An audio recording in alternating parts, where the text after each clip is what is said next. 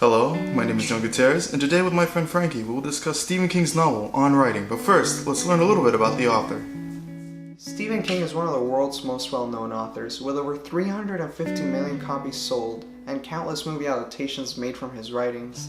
Stephen King is largely considered one of the greatest American authors of the 20th and 21st century. On September 21st, 1947, Stephen King was born to a low-class family in Portland, Maine. As fate would have it, his father would leave him and his brother David King alone with their mother to care for them. After his father left, King's family would move a lot during his youth, spending time in both Indiana and Connecticut, until going back to his home state of Maine during his high school years. While in Maine, Stephen attended Lisbon Falls High School, where he graduated in 1966. Later, he attended University of Maine, where he worked on the school's newspaper, where he met his wife, Tabitha Spruce. Steve graduated with a degree in English, but it'll take him a while until he finally started teaching. In the meantime, he worked at a laundromat and would write short stories until finally being hired by the Handling Academy. 2 years later, he'd release his first novel, Gary.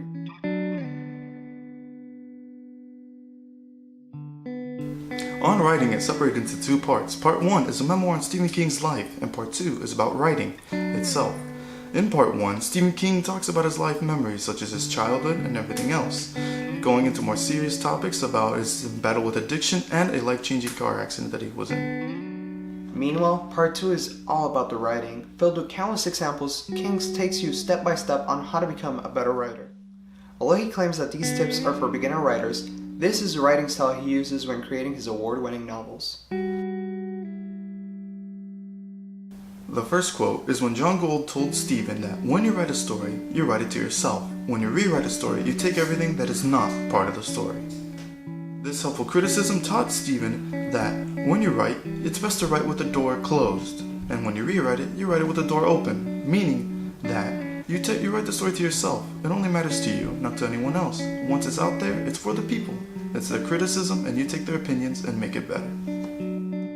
Good writing is often about fear and affection, beginning with the need to label some sort of writing as bad and another sort of writing as good.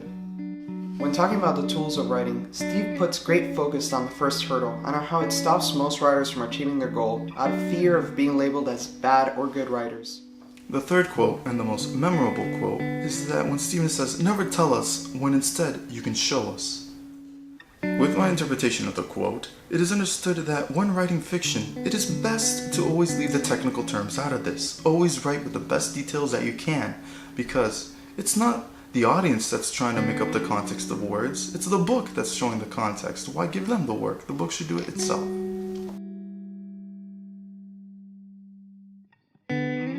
And now, on to rhetorical strategies. Number 1, colloquialism. With colloquialism, Stephen King uses more common terms found in conversation between friends or simple text messaging. With colloquialism, Stephen King was able to have the audience relate to him and his past events. They don't have to go so far to understand the terms that he uses, since it's something that you find in a conversation. Hyperbole, known as the exaggeration of claims not meant to be taken literally. This is a sort of light-hearted moment during the novel. Examples of this throughout the novel are such as when Steve claims that movies are about losers and motorcycles, or bad writing turns his dial up to 10. Number 3, allusion. With allusion, it's usually a reference the writer makes to something that the audience should know. For example, during Stephen King's memoir, he talks about the time that he went to the cinema, seeing hits such as The Pit and the Pendulum and The Congo. Onomatopoeia. Simply words that are used to entertain the novel in quick spurs of humor, such as pow, dow, and in the case of this novel, super duper. Juxtaposition. With juxtaposition, the author relates two ideas that in reality contrast one another. Stephen King uses this a lot at the end of his novel. For example, when he tells the audience that, hey, you can write anything that you want as long as it's truthful. Context. In the case of On Writing, the author is there to improve the confidence that people have towards their own creative talents and abilities.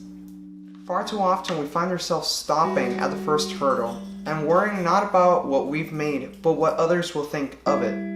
No matter what, always put yourself first, because at the end of the day, it is your work going into the paper.